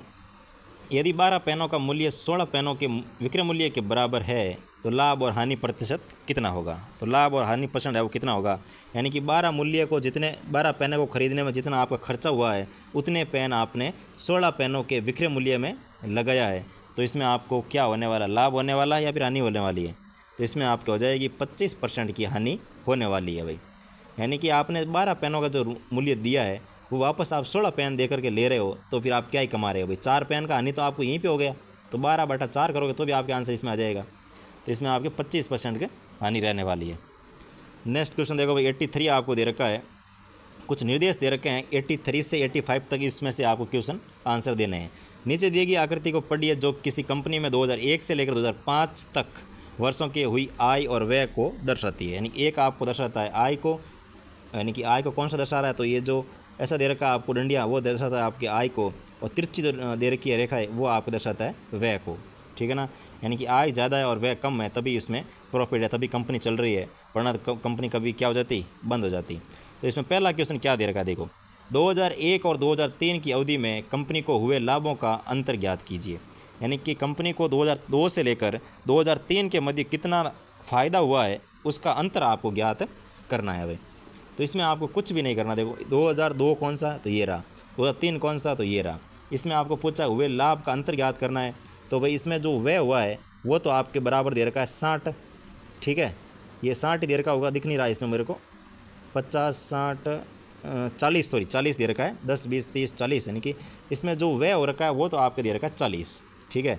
और 2002 के अंदर जो इसमें आय हुई थी वो आपकी आती है 60, और इसमें दे रखा है आपके 2003 में जो आय हुई थी वो हुई थी आपके 50, यानी कि 2002 का जो लाभ आएगा वो आ जाएगा आपके, इसमें देख लो 60 माइनस कर दो आप 40, तो 2002 का तो फ़ायदा हो गया आपके 20 का, और 2003 का आप देखोगे तो आय दे रखी है आपको 50 और वह तो आपके बराबर ही अभी 40, तो इसमें आ जाएगा आपके 10। यानी कि आपके 2002 में तो होती है लाभ 20 और 2003 में होता है आपके 10 का लाभ, तो इसमें अंतर कितना हो जाएगा आपके भाई, 20 में से 10 घटा दोगे तो कितना अंतर आ जाएगा, 10 का अंतर आएगा, 10 करोड़ का इसमें आपके लाभ का अंतर रहने वाला है। नेक्स्ट क्वेश्चन देखो 84 आपको क्या दे रखा है, किन वर्षों में 2001 से 2005 वर्षों की औसत आय से अधिक है। यानी औसत आय से अधिक है वो कौन से वर्षों में, तो इसमें आपके 2005 के अंतर्गत रहने वाली लग रही है मेरे को, तो इसमें तो औसत आय आपके रहने वाली है, औसत आय से अधिक पूछा है, तो इसमें कितना हो जाएगा भाई, तो इसमें आप जब उसको डायग्राम देख करोगे तो इसमें आपके 58 करोड़ आपकी औसत आय से अधिक रहने वाला है भाई। नेक्स्ट क्वेश्चन दे रखा है 85 आपको दे रखा है, 2003 से 2004 तक व्यय में कितने प्रतिशत की वृद्धि हुई है। यानी कि इसमें आपको कुछ नहीं करना, 3 से 4 में व्यय में वृद्धि पूछी है तो व्यय ज्ञात करो, इसका अंतर ज्ञात करो, और इसमें फिर जो टोटल है उसका आपको प्रतिशत ज्ञात करना है भाई। तो इसमें जो व्यय का प्रतिशत आएगा वो आ जाएगा आपके 25% की वृद्धि होती है। नेक्स्ट क्वेश्चन देखो भाई 86 आपको दे रखा है, निम्नलिखित शब्दों में से संज्ञा शब्द से बना विशेषण को छांटिए। तो संज्ञा शब्द से कौन सा विशेषण बना हुआ है, तो वो आ जाएगा आपके सुगंध, सुगंध से बना हुआ है सुगंधित, यानी कि विशेषण से बनी संज्ञा, सॉरी संज्ञा से बना विशेषण कौन सा हो जाएगा, तो सुगंधित इसमें रहने वाला है भाई। नेक्स्ट क्वेश्चन देखो 87 आपको दे रखा है, कौन सा विकल्प सुमेलित नहीं है। कौन सा विकल्प है जो कि सुमेलित नहीं है, तो इसमें पहला दे रखा है अनुकूल, यानी कि प्रतिकूल स्थितियों पर पूरा सोच विचार, अनुकूल प्रतिकूल स्थितियों पर पूरा सोच विचार करना, यानी कि अनमयस्क इसमें यह नहीं होने वाला। और वह भोजन जो नित्य गरीबों में बांटा जाता है इसे कहते हैं सदावर्त, यानी कि जो नित्य रूप से हमेशा रूप से, यानी कि टाइम होते ही चलो भाई गरीबों में खाना बांट के आते हैं, जो ये हमेशा का होता है कि सुबह भी जाओ शाम को भी जाओ, तो इसे कहते हैं सदावर्त। क्या कहते हैं भाई, सदावर्त, यानी कि हमेशा रूटीन। रोंगटे खड़े कर देने वाला, यानी कि लोम हर्षक यानी कि रोंगटे खड़े कर देने वाला हादसा हुआ है, तो इसका मतलब है कि लोम हर्षक हादसा हुआ है। फिर दे रखा बिना पलक झपकाए, यानी कि निर्मेश, जो निर्मेश है, निर्मेश यानी कि इसका हो जाएगा आपके बिना पलक झपकाए। तो इसमें आपके वाक्य सभी सुमेलित है, लेकिन इसका पहला ही जो है वो असुमेलित रहने वाला है भाई। नेक्स्ट क्वेश्चन देखो भाई 88 आपको दे रखा है, शुद्ध वाक्य है। तो कौन सा वाक्य है जो कि शुद्ध है? तो इसमें आ जाएगा प्रधानमंत्री ने देश का धुआंधार दौरा किया। धुआंधार दौरा इसमें नहीं होता है भाई, ये गलत हो जाएगा। पानी पीकर जात पूछना निरर्थक है। प्रेम करना तलवार की नोक पर चलना है। तलवार की नोक नहीं होती, तलवार की धार पर चलना होता है। कुछ संगति से उसके तन पर कालिक पुत गई। कुछ संगति से उसके तन पर कालिक पुत गई, नहीं उसके चेहरे पर कालिक पुत गई, तन पर कालिक नहीं होती है। तो ये इसमें आपके असंगत हो जाएगा, यानी कि ऑप्शन नंबर 2 जो है वो बिल्कुल सही होगा कि पानी पीकर जात पूछना निरर्थक है भाई। नेक्स्ट क्वेश्चन देखो 89 आपको दे रखा है, इनमें से किस मुहावरे का भावार्थ है वो सही नहीं है? कौन सा मुहावरा है जिसका भावार्थ है वो सही नहीं है, उसका आपको चयन करके लिखना है। फटे हाल होना यानी कि बहुत गरीब होना, बिल्कुल सही है। टक्का सा जवाब देना यानी कि साफ मना कर देना कि मैंने इसको टक्के का जवाब दिया, यानी कि साफ मना कर दिया है। घर बसाना यानी कि विवाह कर लेना भाई। जब आपका विवाह हो जाएगा तो आपका घर बस जाएगा। तो विवाह होने के लिए क्या चाहिए भाई? गवर्नमेंट जॉब चाहिए, और जब गवर्नमेंट जॉब होगी तो आपका क्या होगा? विवाह हो जाएगा, और विवाह होगा तो क्या हो जाएगा? घर बस जाएगा। तो सबके लिए ज़रूरी क्या है भाई? एक ही चीज़ ज़रूरी है, गवर्नमेंट जॉब। और गवर्नमेंट जॉब के लिए क्या ज़रूरी है? तो वो है अभी आपकी पढ़ाई, आपकी मेहनत, आपकी पढ़ाई कितनी कर रहे हो उससे आपको लगेगी गवर्नमेंट जॉब। गवर्नमेंट जॉब लगेगी तो होगा विवाह, विवाह होगा तो आपको क्या हो जाएगा? घर बस जाएगा। इसलिए आपको सिर्फ और सिर्फ एक ही चीज़ पर ध्यान देना है, और वो है पढ़ाई, पढ़ाई और सिर्फ पढ़ाई, ठीक है ना। तो घर बसना यानी कि विवाह करना। पेट पर लात मारना यानी कि आपका आता है भयंकर चोट पहुंचाना। नहीं नहीं नहीं, पेट पर लात मारना इसका आपकी ये सुमेलित नहीं रहने वाला है। पेट पर लात मारना मतलब है कि आड़ी देना, मतलब कोई भी काम हो रहा है उसके पेट पर लात मार दी, यानी कि उस पर उस काम को रोक दिया, या फिर उस काम के उसकी बाधा बनना कह सकते हैं। तो पेट पर लात मारना यानी कि भयंकर चोट नहीं होती है, ये गलत हो जाएगा आपके, ठीक है ना। नेक्स्ट क्वेश्चन देखो अभी 90 नंबर आपको दे रखा है, पूर्ण भूतकाल से संबंधित वाक्य है। तो पूर्ण भूतकाल से संबंधित वाक्य कौन सा है? तो वो आ जाएगा आपके, मैं आवश्यक कार्य से जयपुर गया था। ये बिल्कुल पूर्ण भूतकाल है कि मैं गया था, मतलब अब वापस आ चुका हूँ, लेकिन कभी आवश्यक कार्य हुआ था तब गाँव जब जयपुर भी गया था। नेक्स्ट क्वेश्चन देखो भाई 91 नंबर आपको दे रखा है, निम्न में से एक प्रत्यय का 90 नंबर, और इसके बाद यहाँ दे रखे हैं देखो 91 आपको दे रखा है, किस विकल्प में सकर्मक क्रिया नहीं है? तो कौन सा विकल्प है जिसके अंतर्गत सकर्मक क्रिया है वो नहीं है? तो इसमें आपके बनाना सकर्मक क्रिया है, पीना तो क्या पी रहे हो तो इसमें सकर्मक क्रिया रहती है, बेचना और खाना तो इसमें आपके बचना, सॉरी बेचना नहीं, बेचना भी एक सकर्मक क्रिया होती है, लेकिन बचना जो है ये आपके सकर्मक क्रिया नहीं है। कि क्या बचना, तो क्या बचना कोई आंसर नहीं आता है, तो क्या से आप आंसर करोगे? कोई भी वाक्य जैसे आपका आ जाए, यानी कि आप सकर्मक अकर्मक अंतर कैसे करोगे वो आपको बता रहा हूँ। देखो कि कोई भी आपको वाक्य दे रखा है, उसमें आप अगर क्या से आंसर करोगे और आपको अगर उत्तर मिल रहा है तो इसका मतलब वो सकर्मक क्रिया है, और उत्तर नहीं मिल रहा है इसका मतलब वो अकर्मक क्रिया है। तो इसमें आप कर सकते हो भाई बनाना, तो आप पूछ सकते हो क्या बना रहे हो, तो इसमें क्या बना रहे हो तो आपको आंसर मिलेगा कि क्या बना रहे हो। या क्या पी रहे हो तो क्या पीने का भी आंसर मिलेगा, क्या खा रहे हो तो क्या खाने का भी आंसर मिलेगा, लेकिन क्या बचना, तो क्या बचना का कोई आंसर नहीं मिलता भाई। तो ये आपको हो जाएगा सकर्मक क्रिया नहीं रहने वाली। नेक्स्ट क्वेश्चन देखो 92 आपको दे रखा है, हम किसी का कुछ नहीं बिगाड़ सकते, वाक्य के लिए सर्वनाम का सही क्रमांक बताइए। हम किसी का कुछ नहीं बिगाड़ सकते, तो इसमें आपके हो जाएगा अनिश्चयवाचक सर्वनाम रहने वाला है कि हम किसी का कुछ भी नहीं बिगाड़ सकते। नेक्स्ट क्वेश्चन देखो भाई 93 आपको दे रखा है, निम्न में से किस विकल्प में कुस उपसर्ग का प्रयोग नहीं हुआ है? तो कौन सा शब्द है जिसके अंतर्गत कु उपसर्ग का प्रयोग है वो नहीं हुआ है? तो वो आ जाएगा आपके कुसुम जो है, इसमें आपके कु उपसर्ग का प्रयोग नहीं हुआ है। क्योंकि एक चीज़ इसमें आपको ध्यान रखनी है कि आपको पता लगाना हो कि उपसर्ग है या नहीं है, तो उसमें जो उपसर्ग पूछा है उसको अलग करके जो पीछे शब्द बचता है उसका अगर अर्थ निकल रहा है स्वतंत्र रूप से तो वो उपसर्ग है, और अर्थ नहीं निकलता है तो इसका कोई भी आपके उत्तर या फिर कोई भी उपसर्ग उसमें नहीं रहने वाला है। जैसे कुख्यात है, तो कु प्लस ख्यात करो, ख्यात का मतलब होता है प्रसिद्धि, और कुख्यात यानी कि भी बुरे कार्य के लिए जो प्रसिद्धि मिली हुई है उसे कुख्यात कहते हैं। और कुमार्ग, तो मार्ग का मतलब मार्ग होता है, लेकिन कुमार्ग का मतलब हो गया गलत मार्ग, बुरा मार्ग, खराब मार्ग वो। और कुमति यानी कि भाई खराब मति, बुरी मति या फिर गलत मति, यानी कि बुरा जो बुद्धि है उसको मति कहते हैं। कु का मतलब होता है बुरा, तो इसमें आपका आ जाएगी कुमति। तो इस सब का अर्थ निकल रहा है, लेकिन कुसुम का अर्थ है वो कुछ भी नहीं निकलता भाई। तो ऑप्शन नंबर 3 जो है ये आपका इसमें सही हो जाएगा। नेक्स्ट क्वेश्चन देखो 94 आपको दे रखा है, सर्वनाम से निर्मित भाववाचक संज्ञा कौन सी है? तो सर्वनाम से निर्मित जो भाववाचक संज्ञा है वो आपके इसमें रहेगी अहंकार। अहंकार जो है ये भाववाचक से बनी हुई संज्ञा है भाई। नेक्स्ट क्वेश्चन देखो 95 आपको दे रखा है, निम्न में से किस विकल्प में शुद्ध शब्द है? तो कौन सा विकल्प है जिसके अंतर्गत शुद्ध शब्द रहता है? तो वो आ जाएगा आपके अधःपतन जो है, ये बिल्कुल शुद्ध शब्द है। बाकी सभी शब्द क्या हो जाएगा? अशुद्ध रहने वाला है भाई। तो 96 देखो भाई, किस क्रम में समास का सही प्रयोग हुआ है? तो कौन सा क्रम है जिसके अंतर्गत समास का है उस सही प्रयोग हुआ है? तो इसमें सबसे पहले दे रखा है राम कृष्ण, तो ये इसमें नहीं है। यमुना तट, कर्ण तत्पुरुष समास, ये भी नहीं है। भला मानस, तो ये द्विगु समास, ये भी इसमें नहीं रहने वाला है।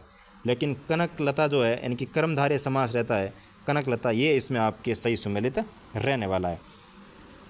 नेक्स्ट क्वेश्चन देखो भाई, 97 आपको दे रखा है, निम्न में से एक प्रत्यय का अशुद्ध रूप कौन सा है? यानी एक प्रत्यय लगा हुआ है लेकिन उसका अशुद्ध रूप कौन सा है, यानी कि गलत तरीके से लगा हुआ है, तो वो आपका आ जाएगा ऐतिहासिक। ऐतिहासिक जो है, इसमें आपके गलत रूप से एक प्रत्यय लगा हुआ है। सॉरी, ऐतिहासिक में तो नहीं है, ऐतिहासिक तो सही है भाई, क्योंकि इतिहास प्लस एक होता है, तो इसमें ई का ए हो गया, तो ये तो ए कर रखा है इसमें, तो ये तो सही है। नैतिक भी सही है, नेता प्लस एक, समाज प्लस एक, सामाजिक भी सही है। व्यवहारिक गलत है भाई, इसमें आपके 3 नंबर ऑप्शन गलत आ जाएगा। इसमें देखो, ये में ए की मात्रा है, लेकिन इसमें कौन सी मात्रा आएगी? आ की मात्रा आने वाली है। व्यवहारिक होगा इसमें, व्यवहारिक, ठीक है ना। तो ऑप्शन नंबर 3 जो है, ये आपके इसमें अशुद्ध हो जाएगा, लेकिन 4 नंबर है वो बिल्कुल सही है। तो 97 का ऑप्शन नंबर 3। नेक्स्ट क्वेश्चन देखो भाई, 98 आपको दे रखा है, स्वाधीन का विलोम क्या है? स्वाधीन का यानी कि स्वयं के अधीन होना, और पराधीन का मतलब दूसरे के अधीन होना, तो स्वाधीन का विलोम हो जाएगा पराधीन। नेक्स्ट क्वेश्चन देखो भाई, 99 आपको दे रखा है, निम्नलिखित में से कौन सा शब्द विद्युत का पर्यायवाची नहीं है? यानी कि विद्युत का पर्यायवाची कौन सा नहीं है? तो चपला इसके अंतर्गत रहता है, और तड़ित भी रहता है, सुदामनी भी रहता है, लेकिन कोदंड जो है, ये आपके धनुष का पर्यायवाची रहता है, बिजली का इसमें नहीं रहता है। तो ऑप्शन नंबर 2 जो है, ये इसमें आपके सुमेलित नहीं रहेगा या पर्यायवाची नहीं रहेगा। 100 नंबर क्वेश्चन आपको दे रखा है, डेपुटेशन। डेपुटेशन के लिए सही परिभाषिक शब्द कौन सा है? तो डेपुटेशन के लिए होता है भाई प्रतिनियुक्ति, यानी कि ऑप्शन नंबर 2।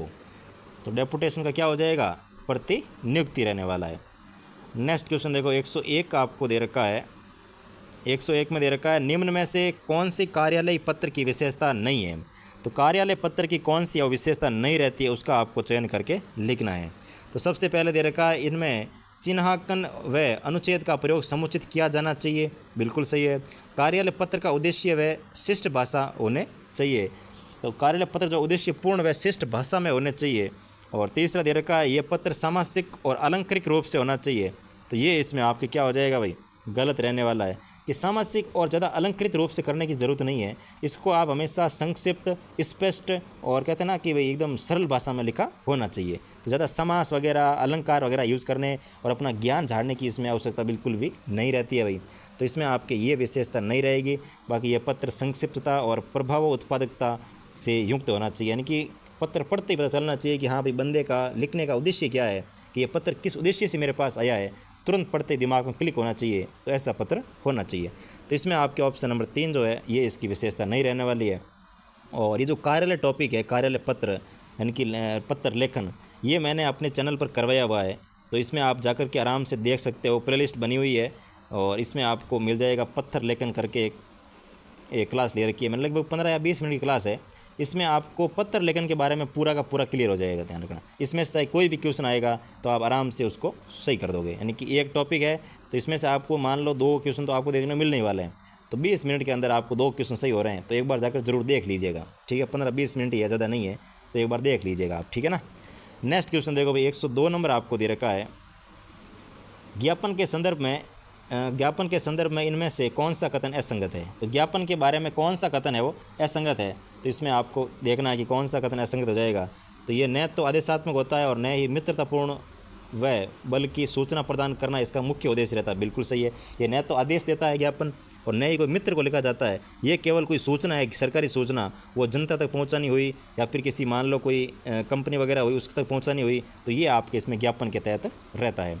ज्ञापन अन्य पुरुष शैली में लिखा जाता है, बिल्कुल सही है भाई। ज्ञापन जो है वो अन्य पुरुष शैली के अंतर्गत लिखा जाता है, क्योंकि इसमें कोई ऐसा नहीं है कि सामने कोई एक व्यक्ति है उसको लिख रहे हैं, नहीं, वो आप सभी को लिख रहे हो, ठीक है ना। तो इसमें आपके हमेशा ध्यान रखना अन्य पुरुष शैली का लिखा जाना आवश्यक होता है। ये भी मैंने करवाया हुआ है, ये सब कार्यालय पत्र में आते हैं भाई। ज्ञापन है, अधिसूचना है, परिपत्र है, अर्धशासकीय है, तो ये सब एक बार आप क्लास ज़रूर देखिएगा। इसमें मैंने स्पष्ट रूप से बताया हुआ है कि ज्ञापन एक अन्य पुरुष शैली के अंतर्गत लिखा जाता है, ये तो इम्पोर्टेंट लगा के बताया था। और ये भी क्वेश्चन आ सकता है ऐसे देखो। और ज्ञापन में न तो अभिवादन होता है और न ही अंत में प्रशंसा वाक्य होता है, क्योंकि अभिवादन आप किसका करोगे भाई? अगर किसी पर्सन को आप भेज रहे हो, किसी अधिकारी को भेज रहे हो, तो आप उसकी प्रशंसा कर सकते हो, उसको अभिवादन कर सकते हो। लेकिन ये तो सबको जा रहा है, जो जनता है उसको जा रही है, पूरी जनता देख रही है, तो उसमें किसी का अभिवादन और इसमें बिल्कुल अंत में प्रशंसा भी नहीं की जाती है। ज्ञापन में प्रेषिपति यानी कि प्राप्तकर्ता का नाम पत्र लेकर पता पत्र के ऊपर दाईं तरफ लिखा जाता है, तो ये इसमें आप असंगत हो जाएगा। इसमें कोई पता वगैरह कुछ नहीं होता, इसमें केवल सूचना होती है और एक बॉक्स बना होता है, कार्यालय का नाम होता है, इस तरफ दिनांक होती है, इस तरफ पत्र क्रमांक होता है और बीच में वो सूचना लिखी होती है। तो इसमें आपके ऑप्शन नंबर 4 जो है ये बिल्कुल आपके असंगत हो जाएगा। नेक्स्ट क्वेश्चन देखो भाई, 103 आपको दे रखा है, व्यंजन संधि का उदाहरण है। तो व्यंजन संधि का उदाहरण कौन सा है? तो वो आ जाएगा आपके वागीश जो है, ये आपके व्यंजन संधि का उदाहरण रहने वाला है। वाक प्लस ईक, तो क्या का हो जाएगा? तीसरा वर्ण यानी कि ग हो जाएगा और ग में ई की मात्रा लग जाएगी, तो क्या हो जाएगा? वागीश। नेक्स्ट क्वेश्चन देखो, 104 आपको दे रखा है, निम्न में से तत्सम शब्द है। तो तत्सम शब्द कौन सा है? तो वो आ जाएगा गोधूम जो है, ये आपके तत्सम शब्द है, बाकी सभी तद्भव शब्द है। नेक्स्ट क्वेश्चन देखो, 105 आपको दे रखा है, निम्नलिखित में से कौन सा शब्द है वो विशेषण नहीं है? तो कौन सा शब्द है वो विशेषण नहीं है? तो इसमें आपका आ जाएगा जो माधुर्य है, ये आपके विशेषण नहीं रहता है, बाकी सभी आपके विशेषण रहते हैं। नेक्स्ट क्वेश्चन देखो, 106 आपको दे रखा है, he missed dash dash dash opportunity to be successful. मतलब 106 में आपको दे रखा है, he missed opportunities to be successful. तो इसमें जो आपके रिक्त स्थान में रहने वाला है वो आ जाएगा आपके many opportunities to be successful. Next question 107 आपको दे रखा है, he dash dash dash the guest before they left. He and dash dash dash the guest before they left. तो इसमें आपका आ जाएगा had thanked, he had thanked the guest before they left. Next question देखो भाई, 108 आपको दे रखा है, they dash dash dash for you since morning that today. तो इसमें आपका आ जाएगा had been waiting for your since waiting for you since morning that today. तो इसमें आपके सिंस आ रखा है, इसका मतलब हैड बीन वेटिंग आएगा भाई। नेक्स्ट क्वेश्चन देखो, 109 आपको दे रखा है, he passed dash dash dash a thick forest. He passed dash dash a thick forest. तो इसमें आ जाएगा आपके through, he passed through a thick forest, यानी कि ऑप्शन नंबर 3 जो है वो इसका बिल्कुल करेक्ट हो जाएगा। नेक्स्ट क्वेश्चन दे रखा है भाई 110 आपको, कि Sumit said to Ankita were you knocking at my door. इसका आपको पैसिव वॉइस में चेंज करना था, तो इसमें आपके क्या हो जाएगा? देखो सॉरी एक्टिव वॉइस है, इसको इनडायरेक्ट स्पीच में चेंज करना था, डायरेक्ट में इनडायरेक्ट करना था। तो वो हो जाएगा आपके इसमें कि Sumit asked Ankita if she had been knocking at this door. तो इसका आपका हो जाएगा ऑप्शन नंबर 2। नेक्स्ट क्वेश्चन देखो, 111 दे रखा है, my son is very fond dash dash dash making painting. तो इसमें आप क्या हो जाएगा भाई? ऑफ मेकिंग पेंटिंग्स, ऑफ आ जाएगा रिक्त स्थान में। नेक्स्ट क्वेश्चन 112 आपको दे रखा है, I never asked you to do it, यानी कि I never asked you to do it. इसका आपको इंटरोगेटिव करना है, तो वो आपके इसमें आ जाएगा, did I ever ask you to do it. Did I ever ask you to do it. तो इसमें आपका ऑप्शन नंबर 3 है, बिल्कुल सही हो जाएगा। नेक्स्ट क्वेश्चन देखो भाई, 113 आपको दे रखा है, I never asked you to return my book. I never asked you to return my book transform into interrogative sentence. इसमें आ जाएगा, did I never ask you, did I ever. तो नेवर में दे रखा है, तो इसको आपको एवर में चेंज करना है, ये ध्यान रखना, ठीक है। तो did I ever ask you to return my book. Next question दे रखा है 14 नंबर, रिक्त स्थान water must be pure if it is to be drunk. तो इसमें आ जाएगा आपके नो आर्टिकल, यानी कि ये सेंटेंस है वो कंप्लीट है भाई, कि water must be pure if it is to be drunk, यानी कि पानी है वो शुद्ध होना चाहिए आपके पीने से पहले, यानी कि पानी अगर पी रहे हो तो शुद्ध होना चाहिए भाई।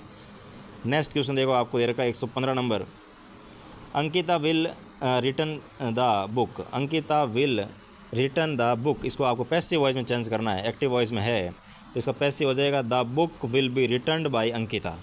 The book will be returned by Ankita, यानी कि ऑप्शन नंबर 2 इसका बिल्कुल करेक्ट हो जाएगा भाई। नेक्स्ट क्वेश्चन देखो, 116 आपको दे रखा है, नो प्रोबेशन के ऑन प्रोबेशन के लिए हिंदी परिभाषित शब्द कौन सा होगा? तो इसमें आ जाएगा आपके परिवीक्षाधीन, यानी कि आप परिवीक्षाधीन कार्यालय कार्य के अंतर्गत यानी कि काल के अंतर्गत हो, यानी कि ऑन प्रोबेशन, यानी जब 4th ग्रेड जॉब लग जाएगी आपकी, और लगते ही जब आपका सारा कुछ भी डॉक्यूमेंट वगैरह ये सारा प्रोसेस हो जाएगा, तो आप ज्वाइन करोगे, तब आप प्रोबेशन में चलोगे, यानी कि आप उस समय ऑन प्रोबेशन रहोगे। ठीक है, तो आपके लगभग कुछ भर्तियों में 3 महीने का प्रोबेशन होता है, कुछ में 6 महीने का होता है। तो आप 3 या 6 महीने का जो समय पूरा हो जाएगा, उसके बाद आप स्थायी रूप से हो जाओगे, यानी कि ऑन प्रोबेशन के अंदर आप हो तो आपको निकाला भी जा सकता है, लेकिन प्रोबेशन पूरा होने के बाद आप एकदम स्थायी कर्मचारी के रूप में सेवा देने शुरू हो जाते हो। तो ऑन प्रोबेशन मतलब होता है अभी परिवीक्षाधीन। नेक्स्ट क्वेश्चन देखो, 117 आपको दे रखा है, the dash is use to, यानी कि जो डैश है, जो पंचुअल चिन्ह यानी कि विराम चिन्ह डैश दे रखा है, इसका कहाँ पर यूज़ होता है, तो वो आ जाएगा आपके शो ए पोज और ब्रेक इन थ्रू, यानी कि डैश कहीं पर लगा होता है तो समझ आना कि वहाँ पे आपको थोड़ा रुकना है और उसके बाद आपको शुरू करना है वापस। ठीक है ना, तो ये हो जाएगा आपके 117 में ऑप्शन नंबर 1। 118 आपको दे रखा है, if you have roses growing in your garden you can make a lovely dash dash dash of flowers at home. तो इसमें जो आपका रहने वाला है, इसमें आ जाएगा आपके 118 के अंदर ऑप्शन नंबर 4, ये आपके इसमें आने वाला है। 119 आपको दे रखा है, choose the option with correct the underline part of the sentence, यानी कि अंडरलाइन किया हुए सेंटेंस का सही फॉर्म आपको चयन करके इसमें लिखना है। तो क्या सेंटेंस दे रखा है देखो, Reena was cooking in the kitchen when her husband was reaching home. तो इसमें जो करेक्ट आएगा वो आ जाएगा आपके हस्बैंड रीच्ड होम, यानी कि ऑप्शन नंबर सी हो जाएगा। यानी कि जब वाज कुकिंग, यानी कि पहले आईएनजी फॉर्म आ रखी है, तो दूसरे में जब आप सेंटेंस लिखोगे तो हमेशा ध्यान रखना आपको सेकंड फॉर्म का प्रयोग होने वाला है, यानी कि रीच्ड। नेक्स्ट क्वेश्चन देखो भैया, और आज का लास्ट क्वेश्चन 20 नंबर, मुझे ये कहानी पसंद है। तो इसका जो इंग्लिश में ट्रांसलेट होगा वो क्या होगा, तो इसमें हो जाएगा आई लाइक दैट स्टोरी, यानी कि मुझे ये कहानी पसंद है। तो ऑप्शन नंबर ये नहीं, आई लाइक दिस स्टोरी, यानी कि ये बोल रहा है ना, तो ये हो जाएगा आपके आई लाइक दिस स्टोरी। तो 120 का ऑप्शन नंबर 3 आपके बिल्कुल सही हो जाएगा कि आई लाइक दिस स्टोरी, यानी कि ये कहानी मुझे पसंद है। ठीक है ना, तो इसमें आपका हो जाएगा ऑप्शन नंबर 3।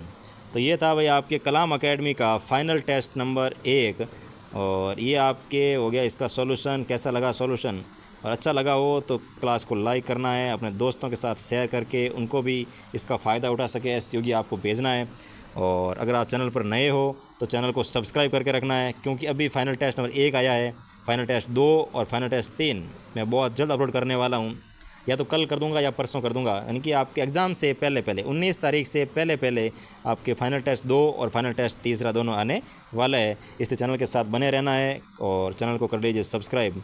ठीक है, फिर मिलते हैं नेक्स्ट क्लास के अंदर नई क्लास के साथ, नए सॉल्यूशन के साथ। Thank you so much.